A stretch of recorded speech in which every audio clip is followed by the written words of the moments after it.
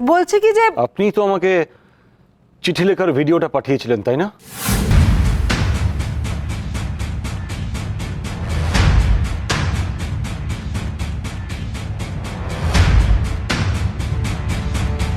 ডিপিতে আপনার ছবিটা দেখেছি, তাই চিনতে পারলাম। আপনারও বোধহয় কোথাও বুঝতে ভুল হচ্ছে। দেখুন, সহচরী যদি চাকরি ফেরত চাইতো তাহলে আমাকে এ বাড়িতে থাকতে বলতো, কিন্তু সেটা বলেনি। বরং উল্টে উনি আমাকে এ বাড়ি থেকে চলে যেতে বললেন। তার মানে উনি তেল দেওয়ার তালিকায় নেই। রইল বাকি পুলকেশ। উনি তো এ বাড়িতে আমাকে দেখেই শকড হয়ে গেছিলেন। এখন অবধি উনি কিছু বলেই উঠতে পারছেন না। তার মানে তেল দেওয়ার তালিকা থেকে পুলকেশ বাবু এবং সহচরী দুজনেই বাদ। তার মানে এটা তো পরিষ্কার যে তেল দেওয়ার তালিকায় অন্য কেউ রয়েছে। আর অন্য কেউ তোয়াজ করলে আমি কেন সহচরীকে চাকরিটা ফেরত দেব?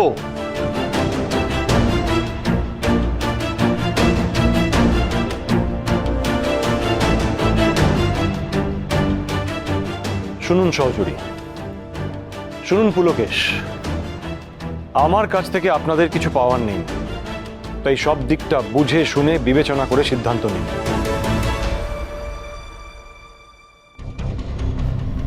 মেজো বৌমা, চাকরি তো ফেরাবে না বলছে। তাই তো শুনছি। তাহলে কি করবে? কি অনাসৃষ্টিকাণ্ড! আমরা রাখবো কিনা পরের কথা, তার আগে বলো তো বাবু, এত লোকের সঙ্গে তোমার ঝামেলা, তারপরেও তুমি এখানে থাকতে এলে কেন?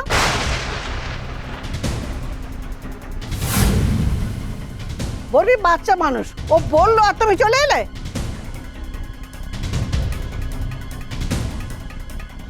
दाल में कुछ काला तो जरूर है। দেবী না, বলো বলো বলো দেখি, তুমি কি ওনাকে ডেকে এনেছো এই বাড়িতে অশান্তি যাতে আরো বাড়ে সেই জন্য? কি? শুনুন, আমার যদি অশান্তি করার হয় না তাহলে আমি একাই যথেষ্ট। আমার অশান্তি করার জন্য বাইরে থেকে ভাড়া করা লোক লাগবে। ঠিকই তো, এ তো সত্যি কথা বলছে বড় বৌদি। ব্যাপারটা কি বলো তো, কারুর না কারুর তো হাত নিশ্চয়ই আছে। আচ্ছা আচ্ছা আচ্ছা, আমার হাত আছে, আমার হাত আছে। আমি ওনাকে বাড়িতে দেখেছি। কেন?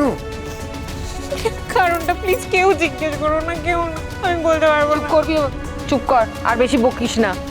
ক্ষমা করে দে। আপনি ঠিকই বলেছেন, ঠিকই বলেছেন আপনি। কারোর না কারোর হাত তো রয়েছে। কেউ তো চায় যে আমি এ বাড়িতে এসে থাকি। যাই হোক, এবার আপনারা ডিসাইড করুন আমাকে রাখবেন কিনা এখানে।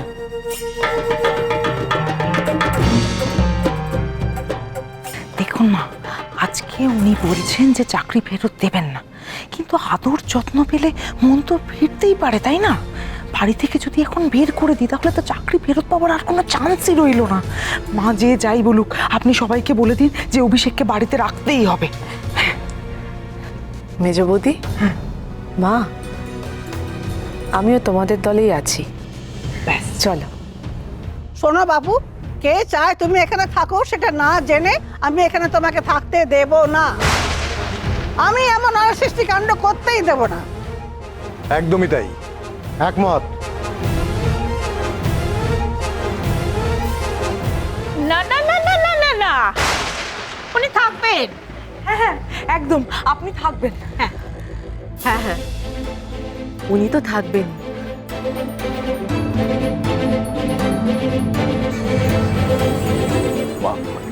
এদিকে শোনো, আমার কথাটা শোনো, মন দিয়ে বোঝার চেষ্টা করো। অভিষেক বাবু এই বাড়িতে থাকলে সই আর ডুবান দুজনে কিন্তু অস্বস্তি বোধ করবে, বুঝতে পেরেছো? বাড়িটা আমার, সিদ্ধান্ত আমার।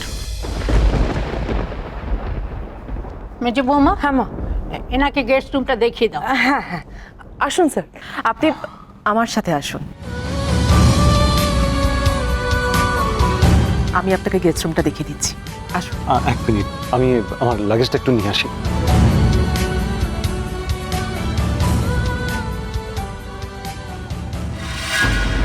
ও বাহ, রঞ্জিনী বলেছে এ বাড়ির রান্না নাকি খুব দারুণ। আশা করি আজ তার প্রমাণ পাবো।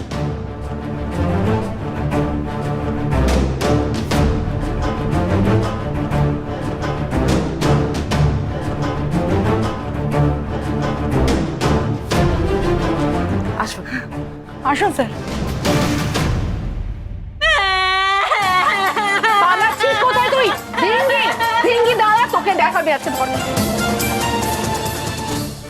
न जाने मेरे दिल को क्या हो गया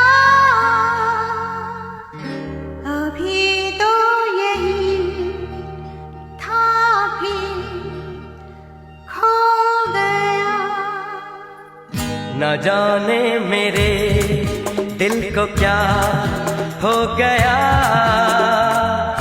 अभी तो यही था अभी खो गया हो गया है तुझको तो प्यार सजना लाख कर ले तू इनकार सजना हो गया है तुझको तो प्यार सजना लाख कर ले तू इनकार सजना আমার মনে হয় আমার ঘর দেখা হয়ে গেছে, এবার আপনারা আসতে পারেন।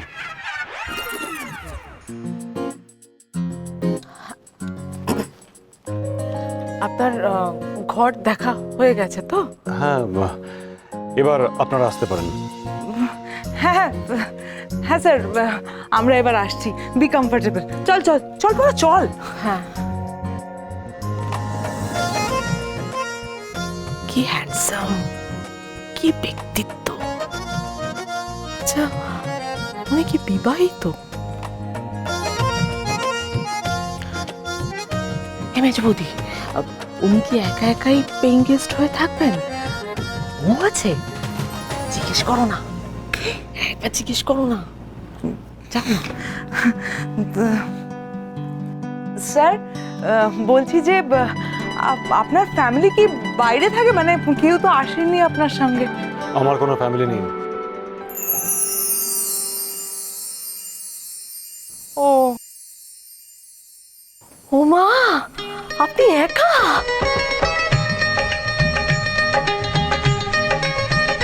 বলো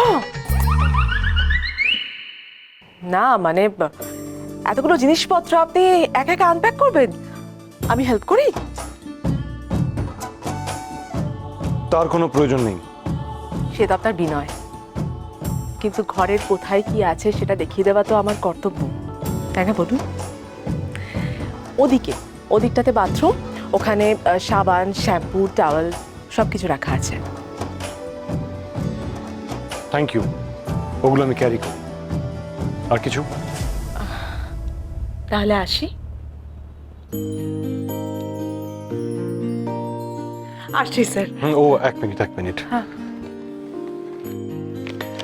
এটার মধ্যে ওই 3 মাসের অ্যাডভান্স ভাড়া আছে। ও, 3 মাসের অ্যাডভান্স একসাথে?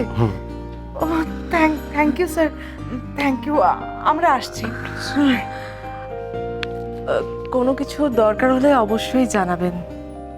Have a nice day. আসছি। কি হলোটা কি বলার? বলাকে এত গদগদ তো আগে কখনো দেখিনি।